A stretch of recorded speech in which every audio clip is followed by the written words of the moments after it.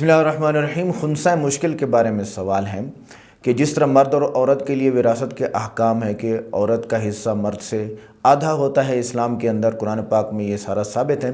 کیا ہجڑا یعنی خواجہ سرا، جس کو انگلش میں شیمیل بھی کہتے ہیں، اس کو خواجہ سرا بھی کہتے ہیں، اس کو عربک میں خنثی کہتے ہیں، تو کیا ان کی وراثت کے احکام بھی اسی طرح ہوں گے جس طرح مرد اور عورت کے ہوتے ہیں؟ تیسری چیز تو ہے ہی نہیں، اور قرآن پاک میں ان کو بیان بھی نہیں کیا ہے۔ اسی طرح یہ بھی یاد رکھیں کہ جو خواجہ سرا ہیں، جو شیمیلز ہیں، وہ بھی یا تو مرد ہوگا یا عورت ہوگا، تیسری نسل اللہ نے پیدا نہیں کی۔ لوگ عام طور پہ کہتے ہیں کہ یہ تیسری نسل ہے، تیسری نسل یہ نہیں ہوتی، یا یہ مرد ہوتا ہے یا عورت ہوتا ہے، یہ ذہن میں رکھیے گا۔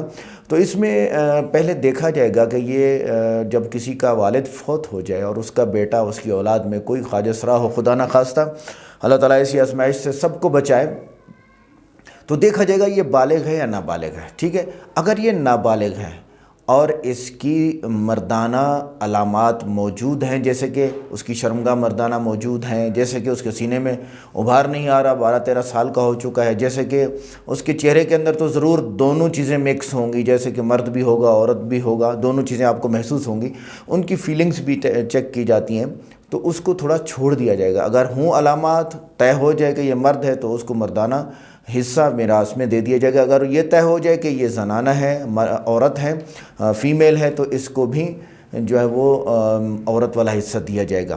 تو نابالغ بالغ میں تھوڑا سا احتیاط کرنی پڑتی ہے۔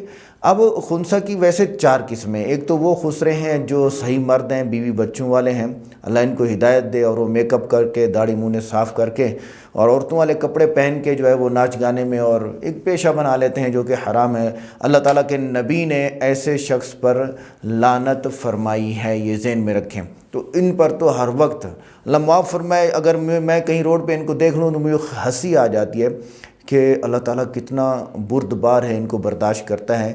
ٹھیک ٹھاک مرد بیوی بچوں والا، عورت بن کے پیشے کے لیے، پیسے کے لیے کر رہا ہوتا ہے۔ یہ قسم تو ہے ہی نہیں یہاں پر، اس کی میراث تو ہوگی ہی مردانہ، کیونکہ یہ ایک مرد ہے۔ دوسرا جو ہوتا ہے خنثی، خواجہ سرا یا شیمیل، وہ مرد ہوتا ہے، اس کے اندر بالغ ہونے سے پہلے یا بعد میں وہ مرد کی طرح پیشاب کرے، ایک علامت یہ ہوتی ہے، یعنی مردانہ اس کی شرمگاہ ہو اور مرد کی طرح سلام کرے، اور بالغ ہونے کے بعد اس کی داڑھی آ جائے یا عورت سے ہم بستری کے قابل ہو جائے۔ اس کا مطلب یہ ہوتا ہے کہ اس کو انتشار ہو اور اس کو شہوت ہو اور حرکت ہو اس میں، تو تب۔ اور چوتھی علامت یہ ہے اس کے اندر کہ اگر اس کو احتلام ہو جائے عام مردوں کی طرح، جیسے نیند میں آدمی پر غسل واجب ہو جاتا ہے، تو یہ مرد طے ہو جائے گا اور اس کو مردانہ میراث ملے گی۔ اسی طرح خنثی کی تیسری قسم جو ہے وہ خنثی مؤنث ہے، یہ خنثی مذکر تھا۔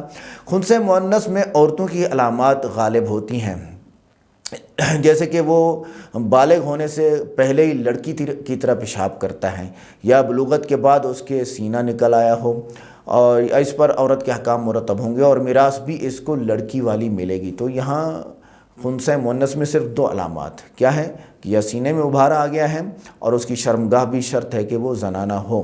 ان دونوں قسموں میں جب یہ طے ہو گیا کہ یہ مرد ہے تو مردانہ میراث ملے گی، اور یہ زنانہ ہے، عورت ہے، تو اس کو زنانہ میراث ملے گی۔ اور یہ آپ کو پتہ ہے، قاعدہ ہے کہ عورت کو مرد سے آدھا ملتا ہے اور مرد کو عورت سے دگنا ملتا ہے۔ تیسری ایک قسم جو کتابوں میں آتی ہے، علماء کرام نے لکھا ہے، خنثی مشکل، جس نے تمام فقہا کو مشکل میں ڈالا۔ وہ کیا تھا؟ وہ یہ ہے کہ اس کی دونوں شرمگاہیں یا ہیں اس کے اندر، اور اس کے سینے میں بھی ابھار ہیں، مرد بھی ہے پورا، عورت بھی ہے پورا، یہاں تک تو علماء نے، فقہا نے، محدثین کرام نے پیچھے ماضی میں مسئلہ طے کر دیا ہے کہ اگر اس کی دونوں شرمگاہیں ہیں اور ان دونوں میں سے پیشاب نہیں آتا، ایک سے آتا ہے، تو جس سے پیشاب آتا ہے وہی اس کو طے کیا جائے گا۔ مردانہ شرمگاہ سے آتا ہے تو مرد ہوگا، اور زنانہ شرمگاہ سے آتا ہے تو عورت شمار ہوگا۔ اب خنثی مشکل وہ ہوتا ہے جس کو دونوں سے پیشاب آتا ہے، تو یہاں بھی فقہا نے یہ لکھا ہے جس جگہ سے پہلے آئے گا ہم اسی کو غالب شمار کریں گے اور اسی کا حصہ دیں گے۔ اور اس کے علاوہ جو خنثی مشکل ہے جس میں آج تک طے نہیں ہو سکا، جو کہ اس وقت میڈیکل طے کر سکتا ہے کہ دونوں شرمگاہوں سے برابر پیشاب آتا ہے، میڈیکل طے کر سکتا ہے، کئی چیزوں سے وہ طے کر سکتے ہیں، بایو سے طے کر سکتے ہیں، اس کے فیلنگز سے طے کر سکتے ہیں میڈیکل ڈاکٹرز جو ہے، اور اس کے جو ہے وہ خون سے، ہارمون سے، آرگن سے، ساری چیزوں سے یہ طے کیا جا سکتا ہے کہ یہ مرد ہے یا عورت ہے۔ شریعت میں ہر مسئلہ، ہر حکم اہم ہی شمار ہے، اسی وجہ سے ہم اس کو یہاں پر بیان کر رہے ہیں کہ کوئی یوٹیوب پہ آ کے سرچ کرے تو اس کو صحیح چیز مل جائے۔ اچھا، کچھ فقہا نے یہ بھی کہا ہے کہ اس کا مردانہ بھی نکالو حصہ اور زنانہ بھی نکالو، ٹھیک ہے، دونوں حصے نکال کے جو کم بنے، ٹھیک ہے، اگر مردانہ حصہ بنتا ہے اس کا 2 لاکھ روپے اور زنانہ بنتا ہے 5 لاکھ روپے، تو 2 لاکھ والا طے کر دو، اور اگر اس کا اور جو کم بنتا ہے وہ دے دو۔ بعض نے یہ کہا ہے کہ نہیں، مردانہ حصہ بھی نکالو، زنانہ بھی نکالو، دونوں کو پھر آدھا آدھا کر لو۔ تو یہ ایک رائے ہے، لیکن قرآن پاک کی روح سے جب یہ بات واضح ہے کہ للذکر مثل حظ الانثیین، کہ مرد کے لیے 2 عورتوں کے برابر یا عورت کے لیے مرد سے آدھا حصہ ہے، تو وہی ہم شمار کریں گے، یہ نص کے مطابق ہے۔ بعضوں کی یہ رائے تھی، اس پہ فتویٰ نہیں ہے، فتویٰ اسی پہ ہے۔ تو امید کرتے ہیں کہ یہ بات آپ کو سمجھ آ گئی ہوگی۔ کمنٹ کر کے ہمیں ضرور بتائیں کہ یہ مسئلہ آپ کو کیسا لگا اور اس میں کیا وضاحت مزید چاہیے تھی جو ہم نہ کر سکیں۔ وما علینا الا البلاغ۔